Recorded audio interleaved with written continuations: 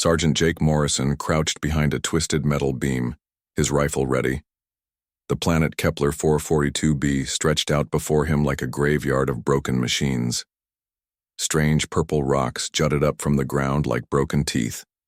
The air tasted wrong, metallic and bitter. "Lisa, what do you see?" Jake whispered into his comm. Corporal Lisa Hayes lay flat on her belly 50 meters away, her scanner device humming softly. "The buildings look empty, Sarge, but something feels off about this place." Private Danny Martinez shifted next to Jake, his young face tense. "Maybe the aliens just packed up and left? Happens sometimes, right?" Specialist Amy Carter shook her head. She was the smart one, always reading about alien species in her spare time. "Vorthak don't just leave, Danny. They're too proud. If they built something here, they'd defend it or destroy it." Jake studied the alien structures ahead. They looked like giant metal flowers that had wilted and died. Each building was the size of a football stadium but twisted into impossible shapes. No human architect would ever design something so strange. "Command wants us to check those buildings," Jake said. "Look for weapons, technology, anything useful."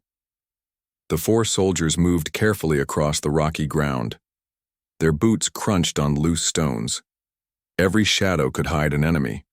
Every sound could mean danger. Danny tried to lighten the mood. "You know what this place reminds me of? My ex-girlfriend's apartment after she got mad at me. Everything broken and dangerous to touch." Lisa almost smiled. "Your ex wasn't 8 feet tall with forearms and acid for blood, Danny. You never met her when she was really angry." Even Jake's mouth twitched at that. Danny always found ways to make them laugh, even in the worst situations. It was why Jake kept him close during missions like this. They reached the first building. Amy ran her scanner over the walls. "These metals are definitely Vorthak, but the power signatures are all wrong. Like someone turned everything off in a hurry, or wanted us to think they did," Jake muttered. The entrance was a circular opening that dilated like an eye. Jake went first, his rifle raised. The inside was dark and smelled like burned copper. Their helmet lights cut through the darkness, revealing empty corridors and abandoned equipment. "Spread out, but stay in contact," Jake ordered. "Lisa, see if you can get any of their computers working. Amy, look for anything that might tell us what they were doing here. Danny, watch our backs." They split up, each taking a different corridor. Jake's instincts screamed that something was wrong. The building was too empty, too clean. When Vorthak abandoned a place, they usually left it looking like a war zone. 20 minutes later, Lisa's voice crackled through the comm. "Jake, you need to see this. I found something big." Jake hurried to Lisa's position. She stood in front of a massive wall covered in alien symbols that glowed soft blue. "It's some kind of map," she said. "Shows human colonies, trade routes, military bases. Everything." Amy's voice joined them on the comm, excited but worried. "I found biological labs. They were studying human DNA, our fighting methods, even our psychology." Danny's voice was different now, tight with fear. "Guys, I think we have a problem. There are fresh footprints in the dust. Big ones. And they're all around us." Jake felt his blood turn cold. Everyone back to the entrance now. But as they ran through the corridors, Jake realized they were too late. The entrance they had come through was sealed shut. Worse, new openings had appeared in the walls. Dark shapes moved in the shadows beyond. "It's a trap," Jake said, raising his rifle. "They were waiting for us." The Vorthak emerged from the shadows like nightmares made real. They stood 8 feet tall, with gray skin that looked like stone. 4 powerful arms ended in clawed hands. Their faces had too many teeth, and eyes like black holes. But these weren't regular Vorthak soldiers. They wore decorated armor and carried strange devices instead of weapons. The leader stepped forward and spoke in perfect English. "Human soldiers," it said, its voice like grinding metal. "You have walked into our web willingly." Jake fired his rifle, but the energy blast hit some kind of invisible shield around the aliens. "Run!" he shouted, his squad scattered. but more Vorthak appeared from every direction. Strange nets made of crackling energy flew through the air. Danny dodged one, but two more caught him before he could escape. The net wrapped around him and he collapsed, his body jerking as electricity ran through him. "Danny!" Amy screamed, running toward him. Another net caught her mid-stride. Lisa tried to hack the sealed entrance with her portable computer, but a Vorthak grabbed her with two of its arms. Her equipment clattered to the floor. Jake fought like a wild animal, but there were too many of them. When the energy net finally caught him, pain exploded through every nerve in his body. He hit the ground hard, his vision blurring. The Vorthak leader stood over them as they lay helpless. "Your species interests us humans. You fight differently than others. Think differently. This makes you valuable." "Valuable for what?" Jake gasped through the pain. The alien's mouth opened in what might have been a smile, showing rows of sharp teeth. "The arena worlds are always hungry for new entertainment. Earth soldiers will provide excellent sport." As consciousness faded, Jake heard the sound of a ship landing outside. His last thought before darkness took him was a promise to himself. No matter where they took his squad, no matter what they planned to do with them, he would find a way to get his people home. The Vorthak loaded the unconscious humans onto their ship like cargo. Behind them, the fake abandoned buildings powered down, having served their purpose perfectly. The trap had worked exactly as planned. In the ship's cargo hold, Jake and his squad lay still, unaware that their real fight was just beginning. Jake woke up to the sound of screaming. His head pounded like someone was hitting it with a hammer. The air smelled like sweat, fear, and something else he didn't want to think about. When his vision cleared, he saw metal bars in front of his face. "Welcome back, Sarge." Danny's voice came from beside him. "Sorry to say, but I don't think we're in Kansas anymore." Jake sat up slowly. They were in a cage made of some kind of energy field that hummed with power. Around them stretched a massive underground space filled with hundreds of similar cages. Creatures he had never seen before paced behind the glowing bars. "Where are the others?" Jake asked. "Right here," Lisa said from the corner of their cage. She was working on some kind of device she had built from scraps. "Amy's over there talking to our new neighbors."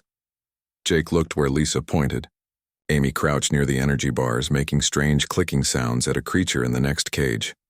The thing looked like a giant insect with silver wings and too many legs. To Jake's surprise, it was clicking back at her. "She's been doing that for an hour," Danny said. "Turns out bug speak is a real language." The insect creature suddenly stopped clicking and pointed with one of its arms toward a tunnel opening. Other creatures in nearby cages began making nervous sounds. "What's happening?" Jake asked Amy as she hurried back to them. "The Zephyrian says they're coming to collect fighters for today's matches," Amy said. "That's what he calls himself, a Zephyrian. His name is something like Click Threx, but he says I can call him Click." "Great," Danny muttered. "We're making friends with bugs now." Heavy footsteps echoed through the tunnel. Vorthak guards appeared, wearing black armor and carrying weapons that looked like they could cut through steel. Behind them walked something that made Jake's blood run cold. It was human-shaped, but wrong in every way. Too tall, too thin, with skin like white leather. Its eyes were completely black, and when it smiled, Jake saw teeth like broken glass. "Fresh meat," the thing said in a voice like honey mixed with poison. "How delightful. I am Overseer Malix. I run this particular corner of paradise." The creature stopped in front of their cage. "Humans. So exotic. So unpredictable. The crowds will love you." "What do you want with us?" Jake demanded. Malix laughed, a sound that made Jake's skin crawl. "Want? I want entertainment, soldier. You see, the good people of Corvash Prime pay excellent money to watch creatures kill each other, and you four are going to make me very, very rich." Two Vorthak guards opened their cage with some kind of key device. Energy whips appeared in their hands, crackling with electricity. "Time for your first lesson," Malix said. "Follow me." They had no choice. The energy whips could kill them instantly if they tried to run. Jake kept his squad together as they were herded through stone corridors filled with the sounds of roaring crowds somewhere above. They emerged into a circular arena that took Jake's breath away. It was huge, bigger than any football stadium on Earth. Thousands of aliens filled the seats, cheering and waving strange objects. The arena floor was covered in sand that looked suspiciously dark. "Your first opponents," Malix announced, pointing across the arena. 3 creatures emerged from the opposite tunnel. They looked like wolves, but twice as big and covered in metal spikes. Their eyes glowed red and saliva dripped from their massive jaws. "Razor hounds," Amy whispered. "I read about them. They hunt in packs and their bite is poisonous." "Great," Danny said, and here I thought this day couldn't get any worse. A Vorthak guard threw crude weapons at their feet, a bent sword, a broken spear, and 2 rusty clubs. Jake picked up the sword and tested its weight. It was barely sharp enough to cut bread. "Begin," Malix's voice boomed across the arena. The razor hounds charged immediately, moving faster than Jake had expected. The crowd roared with excitement. "Spread out," Jake shouted. "Use the terrain." The arena wasn't empty. Broken pillars, small walls, and scattered rocks provided some cover. Jake's squad moved like they had trained together for years, which they had. Danny dove behind a pillar as the first hound leaped at him. Lisa used her broken spear to keep another one at distance while backing toward a wall. Amy grabbed a handful of sand and threw it in the third hound's eyes. Jake met the first hound head-on, sliding under its leap and slashing upward with his sword. The blade barely cut through its thick hide, but it was enough to make the creature angry. "They're tough, but they're dumb," Jake called out. "Use that against them." Danny popped up from behind his pillar and smacked his hound on the nose with his club. When it tried to bite him, he rolled away and let it crash into the stone wall. Lisa used her spear like a pole vault, jumping over her hound when it charged. The creature ran straight into Amy, who had been waiting with a sharp rock. The hound yelped and stumbled. Jake's hound came at him again, but this time he was ready. Instead of fighting it directly, he grabbed onto its metal spikes and swung himself onto its back. The creature bucked and spun, trying to throw him off. "Ride him, cowboy," Danny shouted, then had to dodge his own hound again. Working together, they managed to confuse and tire the razor hounds without getting seriously hurt. Finally, all 3 creatures lay on the sand, breathing heavily, but alive. The crowd had gone, quiet. Jake looked up at the thousands of alien faces staring down at them. He could see confusion and surprise. "Unusual," Malix's voice carried across the arena. "Most new fighters are dead by now. Guards, return them to their cage." As they were led back underground, Jake heard excited chatter from the other prisoners. Click the Zephyrian was clicking rapidly at Amy, who nodded and clicked back. "What's he saying?" Jake asked when they were back in their cage. Amy looked worried but also excited. "He says we fought differently than anyone he's ever seen. Most fighters try to beat their opponents with strength or speed. We use tactics and teamwork." "So what does that mean?" Lisa asked. "It means," said a new voice from the shadows, "that you have just become very interesting to some very dangerous people." A figure stepped into the light from a cage they hadn't noticed before. It was Vorthak, but different. Older, with scars, covering its gray skin and eyes that held intelligence instead of just violence. "Who are you?" Jake asked. The Vorthak looked at him with something that might have been respect. "My name is Crix, and if you want to survive more than a few days in this place, you're going to need my help." The creature settled back into the shadows of its cage, but Jake could feel its eyes watching them. Above them, the crowd was still, talking excitedly about the strange new fighters who had confused the razor hounds instead of simply fighting them. Word was already spreading through the arena about the humans who thought differently. Jake didn't know it yet, but their first victory had just painted a target on their backs. 3 days passed before Jake saw the scarred Vorthak again. During that time, his squad fought twice more in the arena. Each time they survived by working together and thinking differently than their opponents expected. The other prisoners watched, them with growing respect. Click the Zephyrian had started teaching Amy more of his language. A crystal creature called itself Nexar shared information about arena rules through light patterns that Lisa learned to read. But the Vorthak named Crix stayed silent in his cage. On the fourth morning, everything changed. Jake woke to the sound of energy whips crackling. Overseer Malik stood outside their cage with twice as many guards as usual. His white face showed excitement that made Jake nervous. "Good news, my exotic pets," Malik said. "You've become popular. The crowds love your strange fighting style.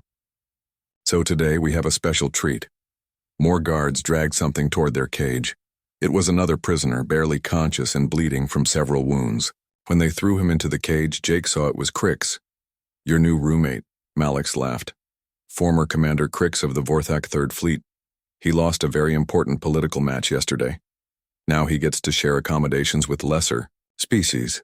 The guards left, still laughing. Crix slowly pushed himself to his hands and knees, breathing heavily. Purple blood dripped from cuts on his gray skin. "Don't even think about helping him," Danny whispered. "That thing's people captured us, remember?" But Amy was already moving toward the wounded Vorthak, with strips of cloth torn from her uniform. "He's hurt," she said simply. "He's the enemy," Danny protested. "Right now he's a prisoner, just like us," Jake said. He made a decision that surprised even himself. "Amy, help him if you can." Crix raised his head as Amy approached. His four eyes focused on her with difficulty. "Stay away, human," he growled in accented English. "I need no help from inferior creatures." Amy ignored his words and started cleaning his wounds. "These are deep. What did they use on you?" "Plasma claws," Crix said through gritted teeth. "The champion of House Vex wanted to make an example of me." "Why?" Lisa asked, curious despite herself. Crix was quiet for a long moment. When he spoke, his voice was bitter. "I questioned orders, said maybe there were better ways to win wars than just crushing everything. My superiors decided I had become weak. So they threw you in here to die," Jake said. "To be humiliated first, then die," Crix corrected. "It is the Vorthak way." Amy finished bandaging his wounds with cloth strips. "Well, you're not dead yet." That night, Jake couldn't sleep. The other three humans rested in one corner of the cage, while Crix sat alone in the opposite corner, staring at nothing. Finally, Jake walked over and sat down nearby.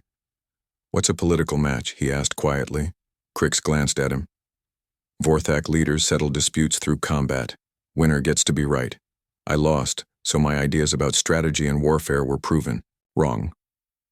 "What ideas?" "That sometimes working with others achieves more than crushing them. That thinking can be more powerful than strength alone."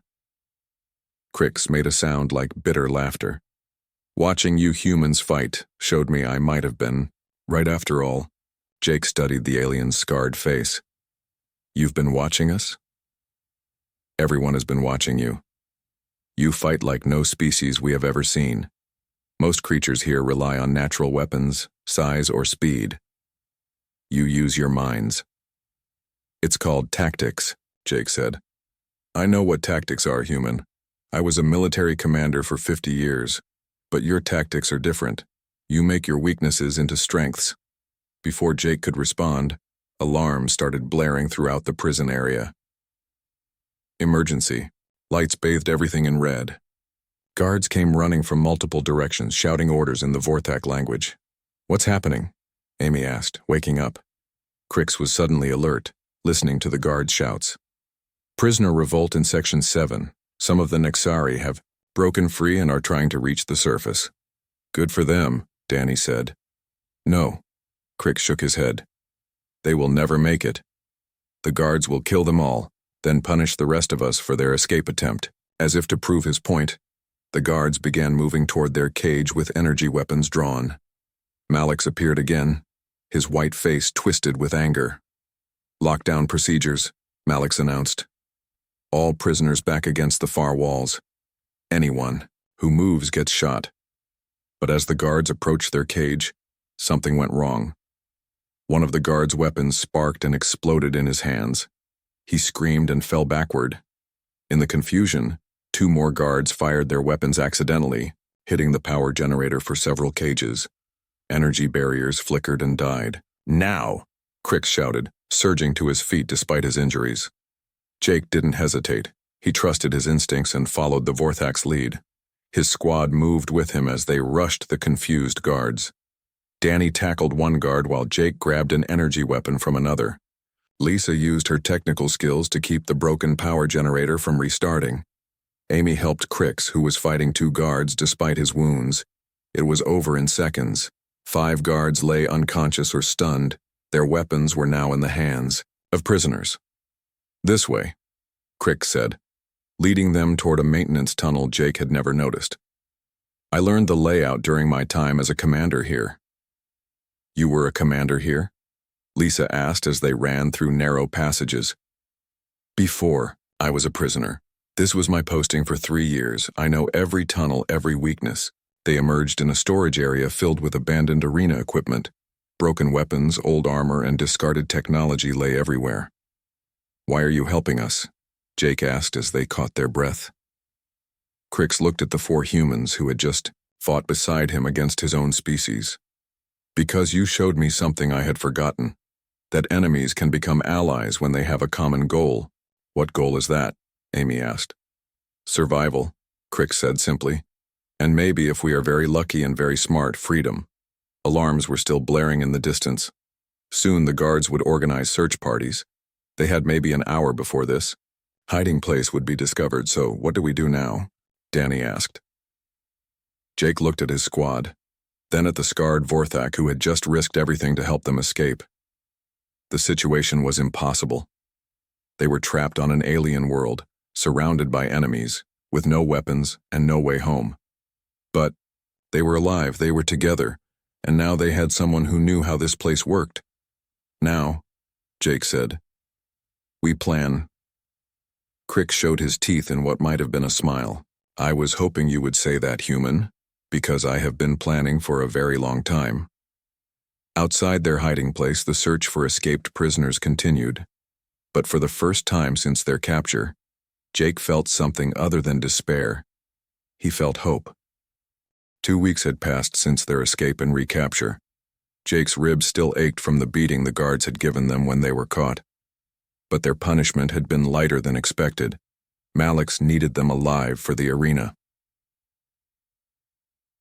What the Overseer didn't know was that their brief escape had changed everything. "The drainage system connects to the power grid here," Crix whispered, drawing lines in the dirt with his claw. They huddled in the back corner of their cage where the surveillance cameras couldn't see them clearly. Lisa studied the rough map.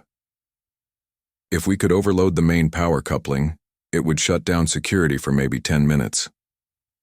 "Long enough," Jake said. "But we need more than just the 5 of us." That was the problem they had been working on. During their escape, word had spread through the prison levels. Other prisoners started looking at the humans and their Vorthak ally differently. Hope was a dangerous thing in a place like this. Amy had been busy too. Her ability to communicate with different species had made her valuable to prisoners throughout the complex. Click the Zephyrian had introduced her to others. Nexar the Crystal being shared technical knowledge with Lisa. Even some of the larger, more violent prisoners had started listening when Amy spoke. "The Bone Crushers from Level 6 want to join us," Amy reported quietly. "Their leader says they're tired of dying for entertainment." "Can we trust them?" Danny asked. "Can we afford not to?" Crix replied.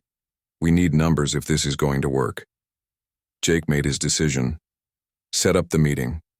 That night, representatives from 7 different prisoner groups gathered in an unused maintenance area. Jake had never seen so many different types of creatures in one place. Some looked like nightmares. Others seemed almost human. All of them had one thing in common. They wanted out. "The plan is simple," Jake explained, using gestures when words weren't enough. "We create a distraction during the Grand Championship, matches next week. While security is focused on the arena, teams hit the power grid, the communications center, and the ship docking bays." A massive creature with too many arms growled something in its own language. Amy translated. "He wants to know why we should trust battle plans made by prey animals." Jake stepped forward until he was face to face with the huge alien. It could have killed him with one swing of its claws. Instead, Jake spoke calmly. "Because prey animals survive by being smarter than predators. Because we've already escaped. Once. And because your way of fighting has kept you locked in cages for years. The creature stared at him for a long moment, then made a sound that might have been laughter. Crick spoke up in several different languages, translating Jake's words for the groups that didn't understand English. When he finished, there was silence. Finally, Crick spoke up in his clicking language. Amy nodded and turned to the group. He says the Zephyrians will help. They can access the ventilation systems that larger species cannot reach. One by one, the other groups agreed. Even the massive bone crushers decided to trust the humans' plan. Over the next 5 days, they worked in secret. Lisa taught other prisoners how to identify key systems and weak points. Danny used his humor to keep morale up when prisoners started getting scared. Amy served as translator and diplomat, solving disputes between species that had never cooperated before. Jake found himself becoming the leader of something much bigger than his original squad. Prisoners throughout the complex looked to him for orders and guidance, but it was Crix who provided the crucial intelligence that made their plan possible. Malix has a private viewing box directly above the arena floor, Crix explained. It's where he entertains important visitors during championship matches. The security there is lighter because no one expects an attack from below. You want us to go after Malix personally? Lisa asked. If we can capture him, we can use him to negotiate safe passage off-world, Jake said. Or at least trade him for better treatment. There's something else, Crix said, his voice serious. I intercepted a communication yesterday. Malix has sent word to the arena masters on other worlds he's planning something he calls the Grand Extermination event. What's that? Amy asked, though her voice suggested she already knew it was bad news. A special tournament where troublesome prisoners fight to the death. Winner gets freedom. Everyone else dies. It's scheduled for right after the championship matches. Danny's usual smile disappeared. When you say troublesome prisoners, he means us, Jake said grimly. All of us. Everyone who's been talking about escape or resistance. The room fell silent. Several prisoners made worried sounds in their native languages. So we're running out of time, Jake said. The plan happens during the championship matches, or it doesn't happen at all. There's one more thing, Crick said. The championship matches feature the current arena champion, a creature called the Devourer. Nothing has ever survived a fight with it. What makes it so dangerous? Lisa asked. It learns, Crix explained. Every fighting style it sees, every tactic used against it, the Devourer adapts and counters. That's why it has remained champion for 3 years. Jake felt a cold certainty settle in his stomach. Malix is going to make us fight it, isn't he? As the opening event for the Grand Extermination, Crix confirmed. He wants to make an example of the humans who think they're so clever. The meeting broke up quietly. Each group returned to their cells to prepare for what might be their last chance at freedom. Back in their cage, Jake's squad sat in silence for a long time. So let me get this straight, Danny finally said. We have to escape from maximum security prison, capture the warden, and fight an unbeatable monster, all at the same time. That's about the size of it, Jake replied. And if we fail, we die horribly for alien entertainment. Yep. Danny was quiet for another moment. Then he started laughing. You know what? I've had worse Tuesdays. Despite everything, Jake found himself smiling. They were probably going to die, but they weren't going to die quietly in cages waiting for someone else to decide their fate. They were going to go out fighting. Crix, Jake said, tell me everything you know about this devourer creature. The scarred Vorthak's eyes gleamed in the dim light. I was hoping you would ask that, human, because I think I know how to beat it. Outside their cage, the arena complex settled into quiet. Guards walked their patrol routes. Surveillance cameras recorded empty corridors. None of them noticed the small signs of preparation happening throughout the prison levels. Weapons being improvised from scrap metal, maps being memorized, messages being passed between species that had never worked together before. The revolution was about to begin. The day of the Grand Championship arrived with thunderous crowds and flashing lights. Jake could hear thousands of alien voices cheering above as he and his squad were led through the tunnels beneath the arena. Today would end with either freedom or death. There was no middle ground left. "Remember the plan," Jake whispered to his team as they walked. "Lisa hits the power grid when the Devourer enters the arena. Amy signals the other groups. Danny covers our escape route." "What about you?" Danny asked. Jake looked ahead at the tunnel entrance that led to the arena floor. "I keep that thing busy long enough for everyone else to get out." "Like hell," Lisa said. "We stick together." "Not this time," Jake replied. "Someone has to face the Devourer, and I'm the squad leader. That makes it my job." Before anyone could argue, they reached the holding area beside the arena entrance. Through the metal grating, Jake could see the massive crowd above. Aliens of dozens of species filled every seat, waving colorful banners and making excited noises. In the center of the arena floor, a single figure waited. The Devourer. It was smaller than Jake had expected. About 7 feet tall, with a lean build covered in dark scales. Its arms were longer than they should be, ending in clawed hands. But what made Jake's blood run cold were its eyes. They moved constantly, studying everything, learning. "Ladies and gentlemen," Malix's voice boomed across the arena. "Today we begin the grand extermination event with a special treat. 4 human soldiers against our undefeated champion." The crowd roared its approval. "Now," Jake shouted. Everything happened at once. Lisa pulled out the small device she had built from scrapped electronics. She pressed a button, and the arena lights flickered. Emergency power kicked in, but several security systems went offline for crucial seconds. Through the ventilation systems, Click and his Zephyrian team began their assault on the communication center. Their insect-like bodies moved through spaces too small for other species to follow. The Bone Crushers broke free from their holding cells and charged toward the docking bays where the guard ships were kept. Their massive strength tore through barriers that had held them for years. Amy made a series of hand signals that Nexar could see from across the arena. The crystal being began using its light powers to blind security cameras throughout the complex. But in the arena itself, Jake and his squad faced the Devourer alone. The creature moved faster than anything Jake had ever seen. It covered half the arena in 3 leaping bounds, its claws reaching for Danny's throat. Jake tackled Danny aside just in time. The Devourer's claws gouged deep furrows in the stone where Danny had been standing. "Spread out," Jake ordered. "Don't let it focus on one target." They scattered across the arena floor, using broken pillars and weapon racks for cover. The Devourer stood in the center, its head turning to track all 4 humans at once. Then it did something Jake hadn't expected. It spoke. "Interesting," the Devourer said in perfect English. "You move like a pack but think like individuals.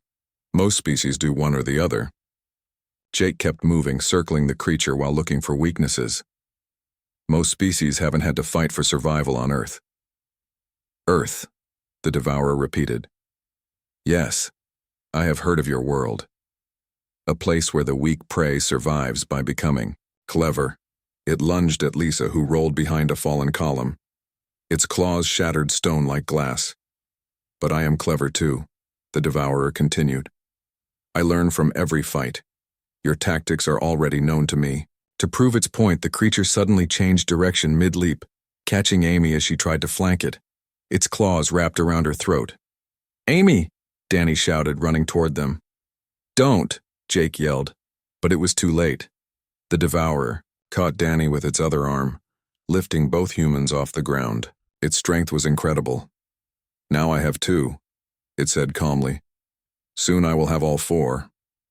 Jake looked around desperately. The escape plan was working. He could see prisoners throughout the complex fighting their way toward freedom. But his squad was about to die, and there was nothing he could do to stop it. That was when Crix appeared. The scarred Vorthak burst through a maintenance door behind the Devourer, carrying a weapon Jake recognized as a plasma rifle. But instead of shooting, Crix threw the weapon to Jake. "The weak spot is at the base of its skull," Crix shouted. "But you have to get behind it." The Devourer spun around, still holding Amy and Danny. Its eyes narrowed as it saw Crix. "Traitor," it hissed. "You were supposed to die in the grand extermination. Plans change, Crix replied. Jake didn't hesitate. While the Devourer was distracted, he sprinted around behind it and fired the plasma rifle at the base of its skull. The shot connected. The Devourer screamed and dropped Amy and Danny, clutching at its neck. Purple blood ran between its claws. But it wasn't dead. It spun toward Jake, its eyes filled with rage and pain. Clever, it gasped, but not clever enough. The creature lunged at Jake with its last strength. Jake tried to dodge, but the Devourer was still too fast. Its claws caught him across the chest, sending him flying backward. Jake hit the arena wall, hard, and slid to the ground. His vision blurred as he struggled to breathe. Through the ringing in his ears, he heard the Devourer's footsteps approaching. Then Danny was there, helping him stand. Lisa and Amy flanked them, weapons in their hands. Behind the Devourer, Crix stood ready with another rifle. Like I said, Jake gasped, blood running down his chest. We stick together. The Devourer looked around at the 5 figures surrounding it. For the first time, uncertainty showed in its ancient eyes. Impossible, it whispered. I am the champion. I cannot be defeated by prey. You're not fighting prey, Jake said, raising his weapon. You're fighting soldiers. They fired together. 5 weapons, 5 different angles. The Devourer fell. Above them, the crowd had gone silent. In the viewing box, Malix stared down at the impossible scene below. That silence was broken by explosions. Throughout the complex, prisoner groups had reached their targets. The docking bays were in flames. The communication center was destroyed. And through the smoke and chaos, hundreds of former prisoners were fighting their way to stolen ships. Time to go, Crix said, helping Jake walk. They made their way through corridors filled with fleeing prisoners and confused guards. At the docking bay, Click and several other species leaders were waiting with a captured transport ship. The others? Jake asked. Free, Amy said, smiling despite her bruises. Most of them anyway. They're scattering to different worlds, spreading word about what happened here.